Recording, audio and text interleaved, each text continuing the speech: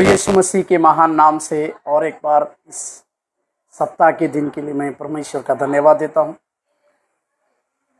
परमेश्वर की सारी पर्याप्त भलाई हमारे जीवन में बड़े कार्य करती है। उसी को हम अपने जीवन में याद रखें और उसी के अनुसार अपने जीवन को जीने के लिए हम अपने जीवन को परमेश्वर के हाथों में सौंपने की आवश्यकता है, क्योंकि वो लगातार भलाई का परमेश्वर है। हमारे जीवनों में लगातार भलाई के कार्य करते आया हुआ परमेश्वर है। इस बातों को भी हम अपने जीवन में समझने पाए। आज एक महत्वपूर्ण विषय की ओर हम अपने ध्यान को लगाएंगे। मैंने इस विषय को इस प्रकार से शीर्षक दिया है कि हमारी धार्मिकता यीशु का बलिदान और उसका बहाया गया लहू है। हम धर्मी ठहराए गए हैं, इसका कारण यही है कि प्रभु यीशु मसीह का कलवरी क्रूस पर बहाया गया लहू।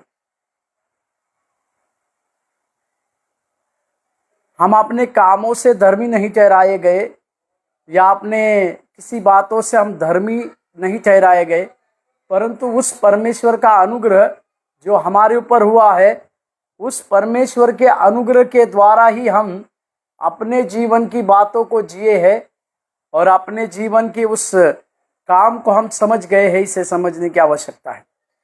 इफिसियों के पत्री में पौलुस इसी बात के ऊपर जोर देते समय लिखते हैं। दूसरा अध्याय, इफिसियों का पत्री दूसरा अध्याय को निकालिएगा। इफिसियों का पत्री उसके दूसरे अध्याय के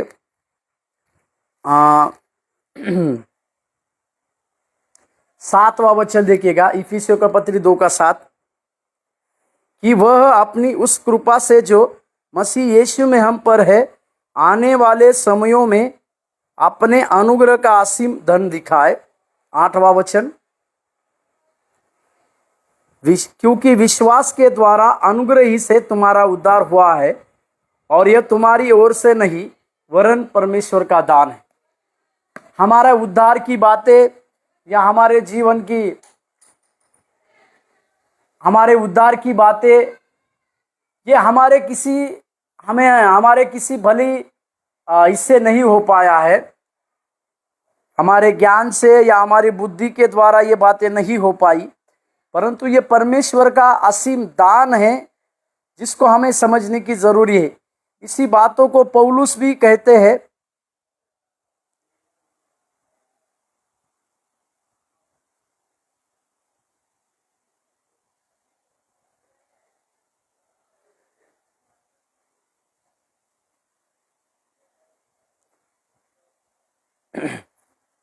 इसी बातों को पौलुस भी इस प्रकार से पूर्ति करते हैं कि विश्वास के द्वारा ही हमारा उद्धार हुआ है। हमने प्रभु यीशु मसीह के ऊपर विश्वास किया और उनके उस हमारे विश्वास के द्वारा प्रभु पर हमने जो अपनी सारी बातों को पूरा करने वाला परमेश्वर है, उस परमेश्वर की उस उद्धार की प्रार्थना को हमने स्वीकार कर हमारे कर्मों के द्वारा नहीं, परंतु दाम प्रभु यीशु मसीह ने चुकाया। हमारे लिए एक उद्धार का वस्त्र देने हेतु प्रभु यीशु मसीह ने कलवरी क्रूस पर दाम को चुकाया। उस दाम को चुकाने के चलते हमारे जीवन में उस उद्धार की बातें आई है। इसी के लिए जब हम उद्धार या धार्मिकता की बातों को कहते हैं, तो हमारे लिए धार्मिकता जो है उस प्रभु यीशु मसीह के द्वारा आई है। हमारे लिए वो धार्मिकता का जीवन प्रभु यीशु मसीह के द्वारा मिला है। हमारे लिए वो धार्मिकता का जीवन प्रभु यीशु मसीह के द्वारा मिला है। इस बातों को भी हम समझने की आवश्यकता है। प्रभु के नाम की महिमा और प्रशंसा हमारे साथ हो। इसी को आज के अध्ययन में हम करेंगे कि हमारी धार्मिकता हमें धर्मी बनाने के लिए ही यीशु मसीह का बलिदान हुआ और यीशु मसीह का लहू बहाया गया। इस बातों को हम समझने की आवश्यकता है। आज हम प्रभु यीशु मसीह के उस बहे गए कलवरी क्रूस के लहू के द्वारा पाप क्षमा को हम सरलता से प्राप्त करते हैं, क्योंकि अति पवित्र स्थान में साल में एक बार जाने की जरूरत नहीं है, पवित्र स्थान और अति पवित्र स्थान के बीच में, पवित्र स्थान और अति पवित्र स्थान के बीच में जाने के लिए जो दूरी थी, यानी वो पर्दा था, अभी वो पर्दा नहीं है। तीमुथियों की पत्री के अनुसार परमेश्वर और मनुष्य के बीच में एक ही बिछवाई है, अर्थात धर्मी यीशु मसीह। अभी उस धर्मी यीशु मसीह जो तीसरे दिन जी उठने के द्वारा हमें एक धार्मिकता का जीवन को दिए है, एक धार्मिकता का वस्त्र को दिए है, उस वस्त्र के द्वारा हम अभी धर्मी ठहराए जाते हैं। इसके लिए इस बातों को आज हम समझने की आवश्यकता है। एक वचन को पढ़िएगा, फिलिपियों का पत्री उसके 3 अध्याय के 9वें वाक्य। फिलिपियों का पत्री उसके 3 अध्याय के 9वें वाक्य। फिलिपियों का पत्री 3 अध्याय 9वां वाक्य, जहां पर लिखा हुआ है, और उसमें पाया जाऊं न कि उसकी उस धार्मिकता के साथ जो व्यवस्था से है, वरन उस धार्मिकता के साथ जो मसीह पर विश्वास करने के कारण और परमेश्वर की ओर से विश्वास करने पर मिलती है।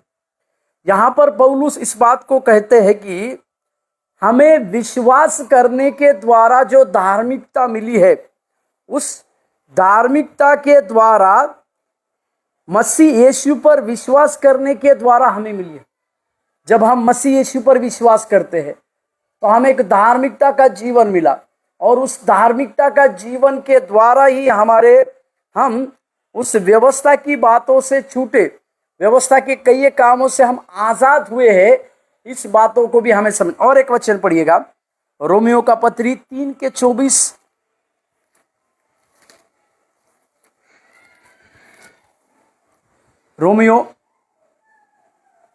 रोमियो का पत्री 3 अध्याय के 24वें वचन, परंतु उसके अनुग्रह से उस छुटकारे के द्वारा जो मसीह यीशु में है, सेंत में धर्मी ठहराए जाते हैं। हालेलुया।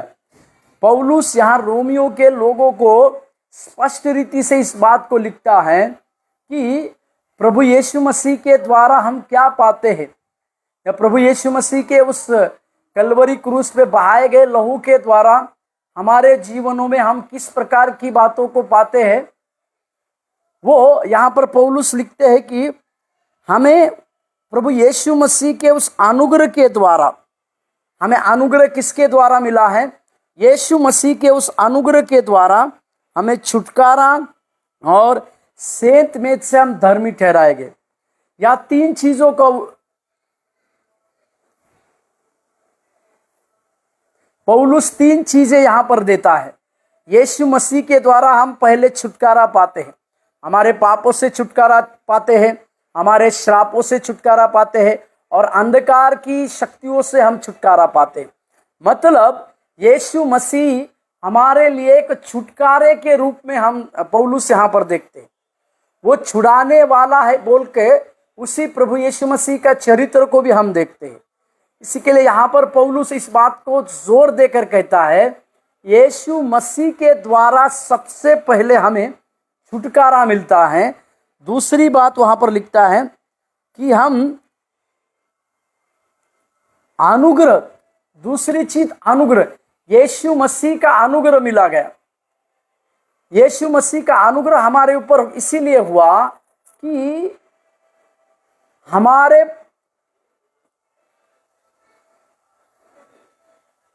यीशु मसीह का अनुग्रह हमारे ऊपर इसीलिए हुआ क्योंकि उस परमेश्वर की, प्रभु यीशु मसीह की योजना थी कि छोटे से छोटे में किसी का नाश ना हो। इस प्रकार की परमेश्वर प्रभु यीशु मसीह की जो योजना थी, उस योजना के तहत परमेश्वर ने हम पर अनुग्रह किया। और तीसरी चीज है, यीशु मसीह के द्वारा हम धर्मी और सेंत में ठहराए गए। हालेलुया।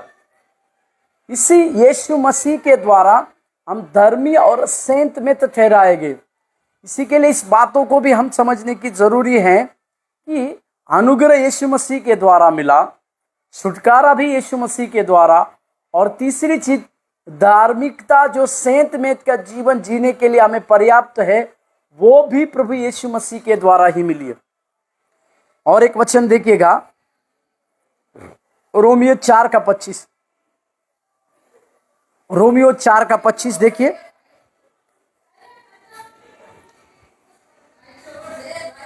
वह हमारे अपराधों के लिए पकड़वाया गया और हमारे धर्मी ठहराने के लिए जिलाया भी गया। यहां पर भी पौलुस दो बातों का जिक्र करता है। सबसे पहले यीशु मसीह का हमारे अपराधों के लिए पकड़वाया जाना, क्योंकि यहां पर जब यीशु मसीह के जन्म के बारे में जब लिखा गया है, पहले अध्याय में जब हम पढ़ते हैं तो यीशु मसीह का नाम यीशु मसीह के नाम का अर्थ इस प्रकार से कहा गया। मत्ती के किताब उसके पहले अध्याय और 21वें वाक्य को देखिएगा। मत्ती का पहला अध्याय 21वें, वह पुत्र जनेगी और तो उसका नाम यीशु रखना, क्योंकि वह अपने लोगों को उनके पापों से उद्धार करेगा। उनके पापों से उद्धार करेगा मतलब यीशु मसीह एक उद्धारकर्ता के रूप में, सारे मानव जाति के उद्धारकर्ता के रूप में आएगा। ये भविष्यवाणी जो पुराने नियम के कई एक किताब, भविष्यवक्ता की किताबों में लिखी गई थी, इसी के तहत यीशु का नाम जो है यीशु मसीह रखा गया।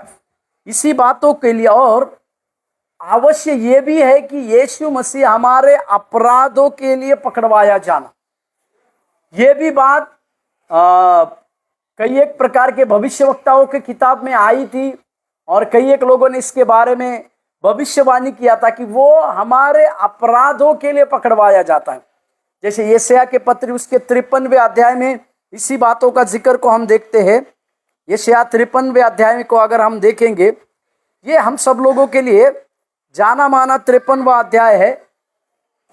यशायाह 53वें अध्याय, वहां पर लिखा है 5वें वचन, यशायाह 53:5, परंतु वह हमारे ही अपराधों के कारण घायल किया गया, वह हमारे अधर्म के कामों के कारण कुचला गया, हमारी ही शांति के लिए उस पर ताड़ना, ही अपराधों के लिए पकड़वाया गया बोला है कि एक बात निश्चित थी कि प्रभु यीशु मसीह हमारे अपराधों के लिए पकड़वाया जाना ये जरूरी था। इसी के लिए पौलुस इसी बात को जिक्र को लेते हैं। पौलुस इसी बात को जिक्र को लेते हुए कहते हैं कि वह हमारे अपराधों के लिए पकड़वाया जाना और हमें धर्मी ठहराने के लिए, प्रभु के नाम की महिमा और प्रशंसा, मतलब पकड़वाया जाना भी प्रभु यीशु मसीह का हमारे लिए एक बड़ी बात थी। यीशु मसीह का पकड़वाया जाना हमारे अपराधों के लिए तो था ही, परंतु उनका जी उठना हमें धर्मी ठहराने के लिए था। प्रभु ये परमेश्वर के नाम की महिमा। इसी के लिए एक उद्धारकर्ता के रूप में 3.5 साल की सेवकाई को करने हेतु प्रभु यीशु मसीह धरती पर आए, परंतु तीसरे दिन जी उठने के बाद वो उद्धारकर्ता नहीं परंतु सारे मानव जाति के लिए एक प्रभु बनकर तीसरे दिन जी उठे। और जब वो न्याय करने के लिए आ रहे हैं तो एक न्यायी परमेश्वर बनकर आ रहे हैं। इसी के लिए हमें धर्मी ठहराए जाने के लिए या हमें धर्मी ठहराए जाने के लिए परमेश्वर प्रभु यीशु मसीह का जी उठना पर्याप्त था। इसी के लिए उस यीशु मसीह के उस बलिदान को हम स्मरण करने की आवश्यकता है कि उसका जी उठना हमारे लिए एक धार्मिकता की बात है, या उसका लहू को बहाना ये हमारे लिए एक धार्मिकता की देने की बात है। और एक वचन को देखिएगा, रोमियो का पत्री 5वें अध्याय के 9वें वाक्य को, रोमियो 5:9, उसमें लिखा हुआ है, अतः जबकि हम अब उसके लहू के कारण धर्मी ठहरे, प्रभु के नाम की महिमा और प्रशंसा होने पाए, तो उसके द्वारा परमेश्वर से क्रोध से क्यों न बचे। यहां पर उसके लहू के द्वारा हम धर्मी ठहराए गए। मतलब कलवरी क्रूस के ऊपर प्रभु यीशु मसीह का एक एक जो लहू बहाया गया, उसके द्वारा हम धर्मी ठहराए गए। इसके लिए एक पुराने गीत को हम गाते हैं, खरीदा तूने अपने रक्त से, काम में आऊं तेरे लिए। खरीदा तूने अपने रक्त से, काम में आऊं तेरे लिए। चाहता हूं कि मैं काम में आऊं, जीवित हूं मैं तेरे लिए। चाहता हूं कि मैं काम में आऊं, जीवित हूं मैं तेरे। Hallelujah hallelujah hallelujah hallelujah hallelujah hallelujah hallelujah hallelujah. यहाँ पर हम इस बात को समझने पाए, उसके लहू के द्वारा ही हम धर्मी ठहराए जाते हैं। उसके लहू में जो ताकत है, हमें धर्मी ठहराने के लिए पर्याप्त ताकत है। और एक वचन देखिएगा, रोमियो का पत्री 8वें अध्याय 3 और 4। रोमियो का पत्री 8वें अध्याय 3 वचन और 4 वचन। क्योंकि जो काम व्यवस्था शरीर के कारण दुर्बल होकर न कर सकी, उसको परमेश्वर ने किया, अर्थात अपने ही पुत्र को पापमय शरीर की समानता में और पाप बलि होने के लिए भेजकर शरीर में पाप पर दंड की आज्ञा दी।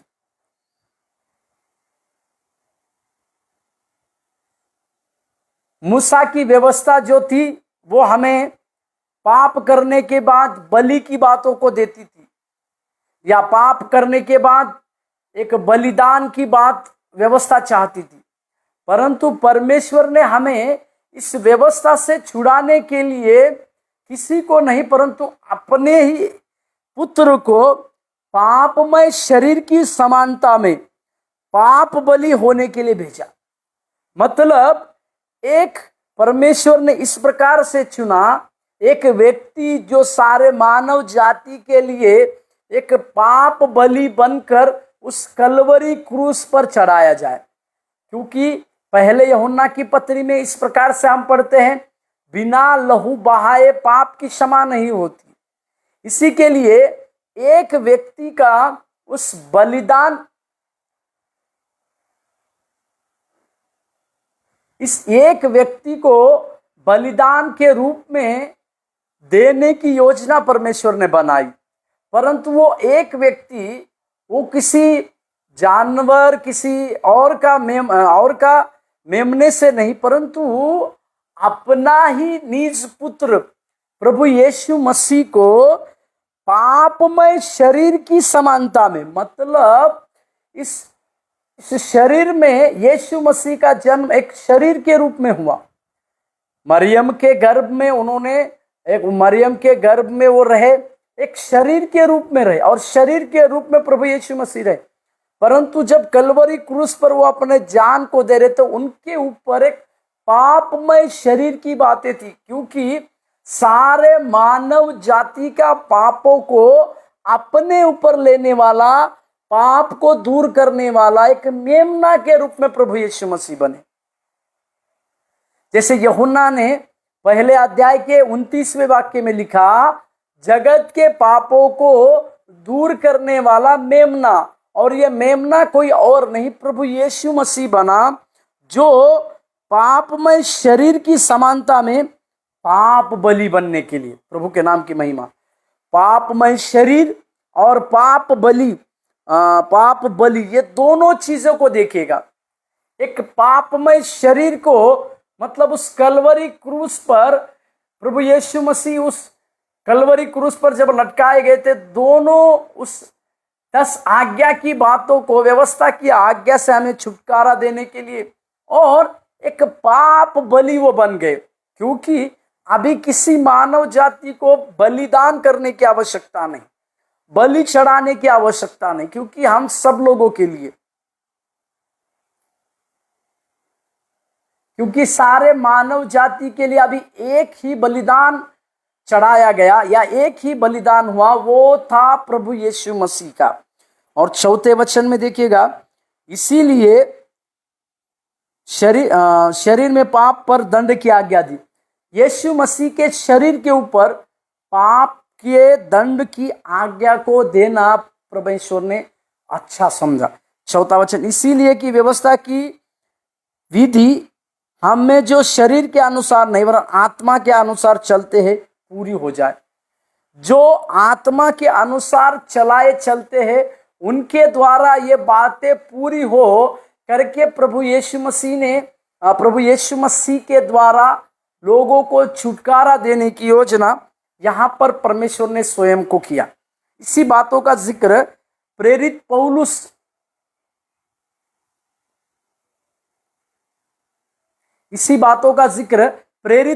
इस प्रकार से कहते हैं। और एक वचन को देखिए, पहले कुरिन्थियों की पत्री 15 अध्याय का 3 वचन।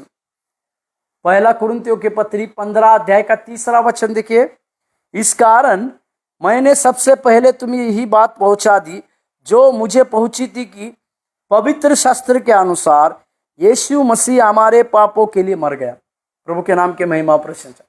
यहां पर जो पौलुस इस बात के ऊपर जोर देते, जो बात उसको पहुंचाई गई, जो बात का प्रकाशन पौलुस को पहुंचा, वही प्रकाशन की बात पौलुस जो है अपने कुरिन्थियों की कलीसिया में कहता है। और प्रकाशन की बात क्या थी कि इस पवित्र शास्त्र के वचन के अनुसार, मतलब इस वचन के अनुसार यीशु मसीह हमारे पापों के लिए मरना था।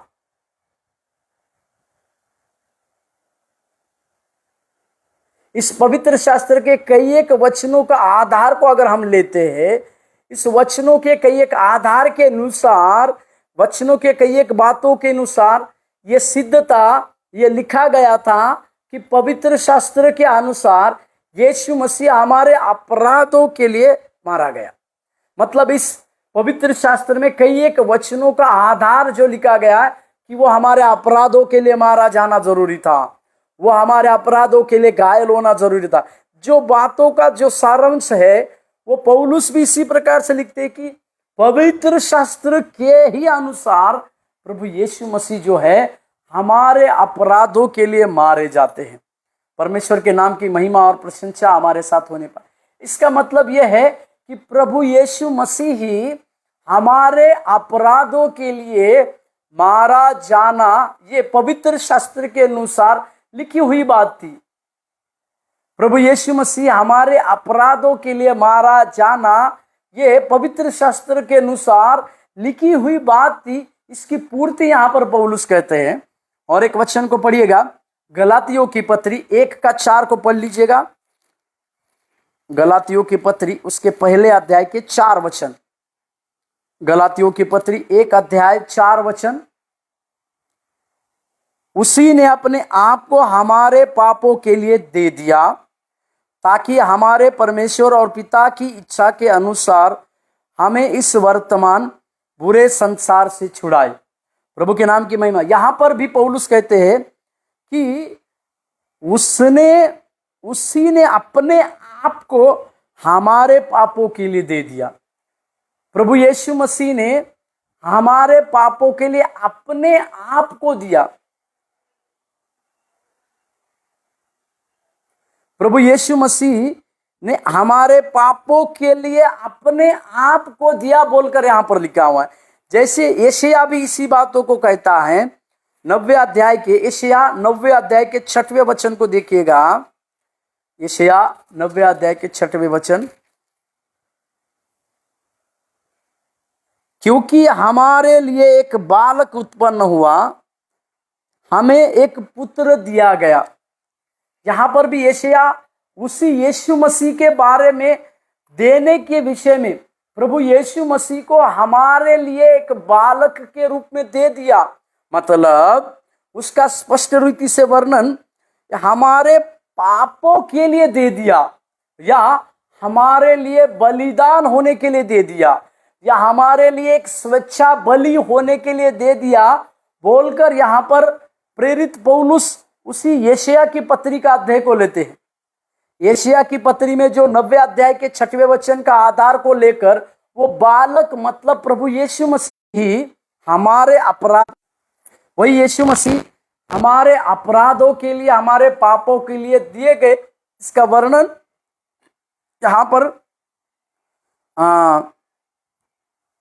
यहां पर पौलुस कहते हैं कि उसने हमें इस वर्तमान और बुरे संसार से छुड़ाया। इसी के लिए कुलुसियों का पत्री में भी अगर हम पहले अध्याय के 13वें वचन में अगर हम पढ़ते हैं, कुलुसियों का पत्री 1 अध्याय के 13वें वचन में, उसी ने मतलब प्रभु यीशु मसीह ने हमें अंधकार के वश से छुड़ाकर अपने प्रिय पुत्र के राज्य में प्रवेश कराया। मतलब हम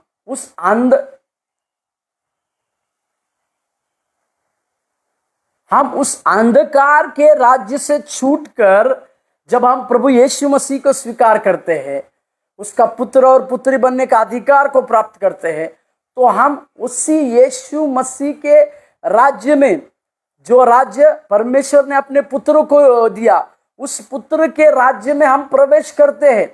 इस बात को हमें समझने की आवश्यकता है। और इस पुत्र के राज्य में प्रवेश होने के लिए किसी ने हमारे लिए छुड़ौती का कारण बना, वो यीशु मसीह है। हमें इस अंधकार की इस बातों से हमें छुड़ाया, पापों की इस बातों से हमें छुड़ाया, साथ ही साथ उस श्रापों की बातों से हमें छुड़ाता है, क्योंकि यीशु मसीह का लहू जो है और उसकी यीशु मसीह का उस बलिदान जो है हमें इस प्रकार की बातों से छुड़ाता है। इसी के लिए हम गाते हैं, यीशु का लहू सारे पापों से शुद्ध करता हमें, ये लहू सारे पापों शुद्ध करता हमें, ओ उद्धार देता, शांति भी देता, अनंत जीवन भी देता, यीशु का लहू सारे पापों से शुद्ध करता हमें, यीशु का लहू सारे पापों से शुद्ध करता हमें। इसी बातों को हम समझने की जरूरी है कि इसी बातों को हम अपने जीवन में समझने की जरूरी है कि उसके लहू के द्वारा ना केवल हम धर्मी बनते हैं, परंतु उसी के लहू के द्वारा हमारे लिए कई एक श्रापों से भी हम एक छुटकारे का अनुभव भी प्राप्त करते हैं। प्रभु के नाम की महिमा और प्रशंसा हमारे साथ हो। और एक वचन गलातियों की पत्री 2 अध्याय के 20 के दूसरे भाग में पढ़िएगा। गलातियों की पत्री 2 अध्याय के 20वें वाक्य का दूसरा भाग,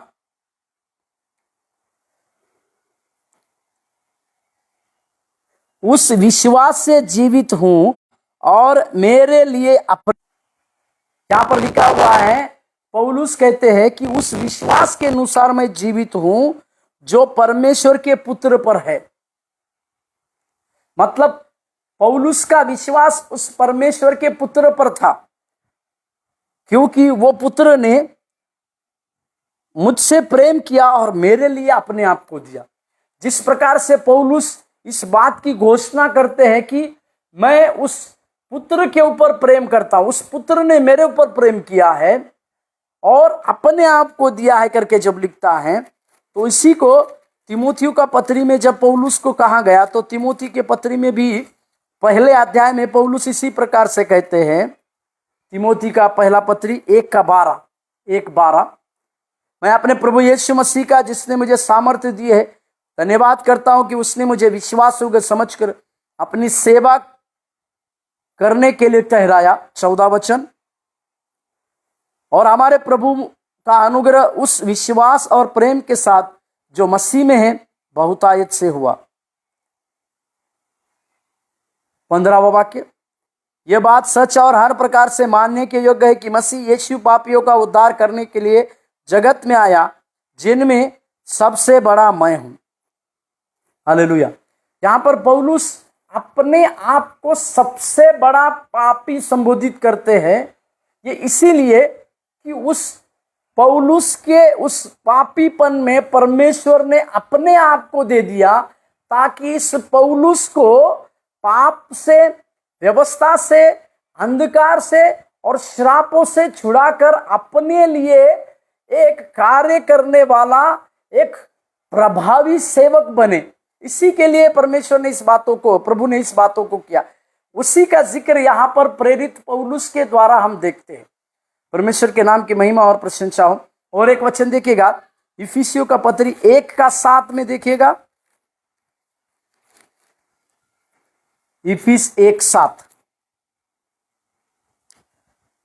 हमको उसमें उसके लहू के द्वारा छुटकारा अर्थात अपराधों की क्षमा उसके उस अनुग्रह के धन के अनुसार मिला है।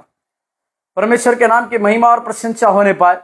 यहां पर लिखा हुआ है कि हमें उस यीशु मसीह के लहू के द्वारा क्या क्या मिला है। वहां पर पौलुस लिखते हैं, उसके लहू के द्वारा हमें छुटकारा, दूसरा अपराधों की क्षमा और अनुग्रह के धन के अनुसार मिला है। मतलब हमें छुटकारा मिलता है, अपराधों की क्षमा मिलती है और अनुग्रह उस धन के अनुसार मिलता है बोलकर लिखा है। परमेश्वर के नाम की महिमा होने पाए। प्रभु के नाम की स्तुति और प्रशंसा होने पाए। इस बातों को आप और हम समझने की जरूरी है कि हमें उसके लहू के द्वारा इस 3 प्रकार की बातें प्राप्त होती है। और एक वचन को पढ़ेगी, इब्रानी का लेखक इब्रानी 9:14 में देखिएगा, इब्रानी का लेखक क्या कहता है। इब्रानी की पत्री 9वें अध्याय के 14वें वचन, इब्रानी की पत्री 9वें अध्याय 14वें वचन, तो मसीह का लहू जिसने अपने आप को सनातन आत्मा के द्वारा परमेश्वर के सामने निर्दोष चढ़ाया, तुम्हारे विवेक को मरे हुए कामों से क्यों न शुद्ध करेगा, ताकि तुम जीवित परमेश्वर की सेवा करो। मतलब उसके लहू के द्वारा, जो लहू निर्दोष था, परंतु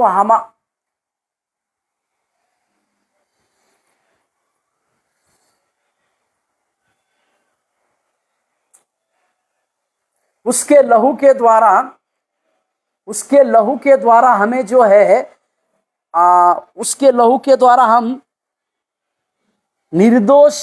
हमें निर्दोषता की बातों को साबित करने के लिए परमेश्वर की उस बलि हम देखते हैं। साथ ही साथ हमारे विवेक को भी शुद्ध करने हेतु प्रभु यीशु मसीह का इस कलवरी क्रूस पर चढ़ाया जाना हमें इस बातों का प्रमाण देता है कि वो हमें हमारे कामों से शुद्ध करेगा और हमारे कामों से हमें शुद्ध करेगा, और ताकि हम उसके जीवित बनकर उसकी सेवा कार्य को पूरी कर सके। परमेश्वर के नाम की महिमा और प्रशंसा हमारे साथ होने पाए। उसकी दया की बातें हमारे साथ हो, उसके अनुग्रह की बातें हमारे साथ हो। और एक वचन को पढ़ते हैं, पहला पतरस 1 अध्याय के 18वें और 19वें वाक्य को देखिएगा। पहला पतरस 1 अध्याय 18वें वाक्य, क्योंकि तुम जानते हो कि तुम्हारा निकम्मा चाल चलन जो तुम्हारे बाप दादाओं से चला आता है, उससे तुम्हारा छुटकारा चांदी सोने अर्थात नाशवान वस्तु के द्वारा नहीं। यहाँ पर पौलुस अपने व्यक्तिगत अनुभव की बातों को लिखता है। व्यक्तिगत अनुभव क्या था पौलुस प्रेरित पतरस का, कि इजरायली लोग जो 6000 पुरुष मूसा के द्वारा उस फिरौन की चंगुल से निकलते हैं, उस कनान देश में पहुंचने के लिए, जिस कनान देश को देने के लिए प्रभु ने वायदा किया था, उसकी ओर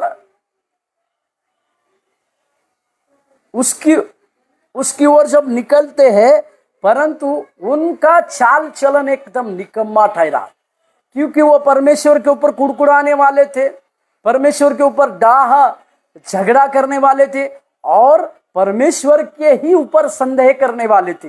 इसी के लिए पतरस उन्हें निकम्मा चाल चलन कहता है, और यह भी बात कहता है कि चांदी और सोने के द्वारा छुटकारा नहीं मिला है। चांदी और सोने के द्वारा छुटकारा नहीं मिला, परंतु 90वें वाक्य को देखें, पर निर्दोष और निष्कलंक मेमने अर्थात मसीह के बहुमूल्य लहू के द्वारा, हालेलुया, उनका भी उद्धार, उनका जो है उस बापजादाओं का छुटकारा जो था, निर्दोष, हमारे पुराने बाप दादाओं का छुटकारा जो था एक निर्दोष और निष्कलंक मेमना अर्थात मसीह के लहू के द्वारा हुआ। मेरे प्यारों, इस बात को समझने की आज हमें जरूरी है कि प्रभु यीशु मसीह जो है निर्दोष और निष्कलंक मेमना के रूप में थे, क्योंकि पुराने नियमों में जब एक बलि चढ़ाया जाता था तो उस मेमने को जो लिया जाता था वो मेमना निर्दोष होना चाहिए, निष्कलंक होना चाहिए, और उसमें किसी भी प्रकार की वो अपाहिज, किसी भी प्रकार का मेमना ऐसा नहीं होना चाहिए। ये सारी बातें प्रभु यीशु मसीह के ऊपर हम जब देखते हैं तो हमें एक बात समझती है कि वो निष्कलंक मेमना था, अनजान था बोलकर देखते हैं। वो प्रभु यीशु मसीह पाप से पूरी रीति से अनजान था, पाप से उनकी पहचान नहीं थी। उस परमेश्वर को पाप की पहचान नहीं थी बोलकर भी लिखा हुआ है।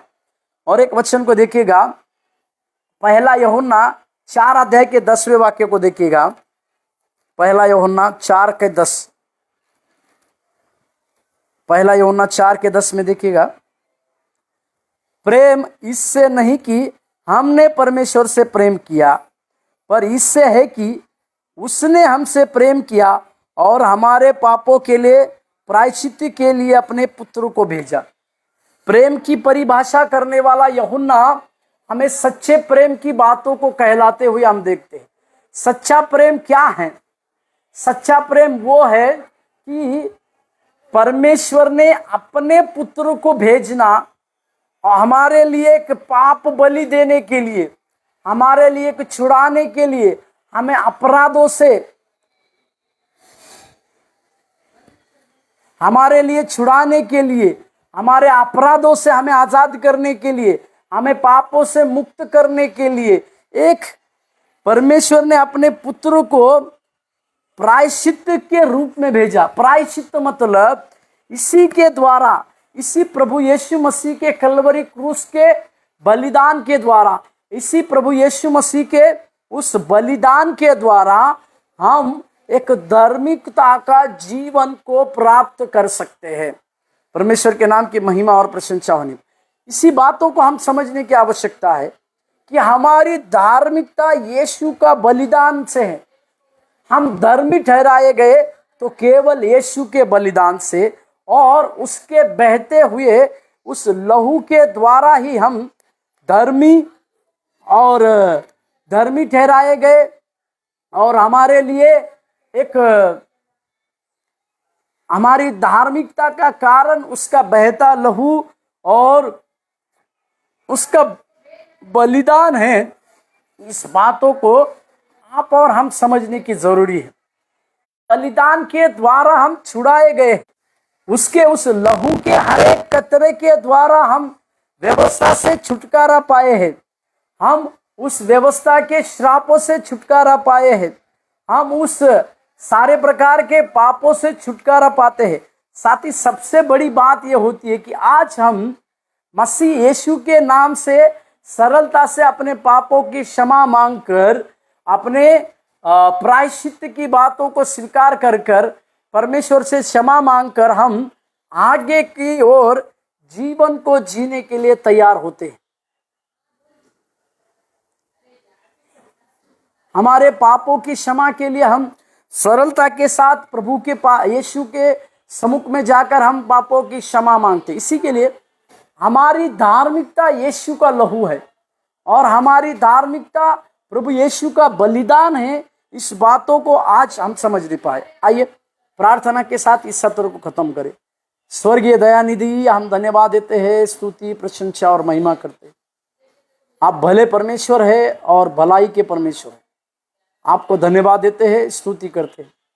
हम इस बात को समझ नहीं पाए, हमारी धार्मिकता आपका बलिदान है और आपका बहाया गया लहू है। इसके द्वारा ना केवल हम शुद्ध होते हैं, ना केवल हम पवित्र होते हैं, परंतु हम धर्मी ठहराए जाते हैं। प्रभु, नाम के लिए हम सदैव आपको ऋणी हैं।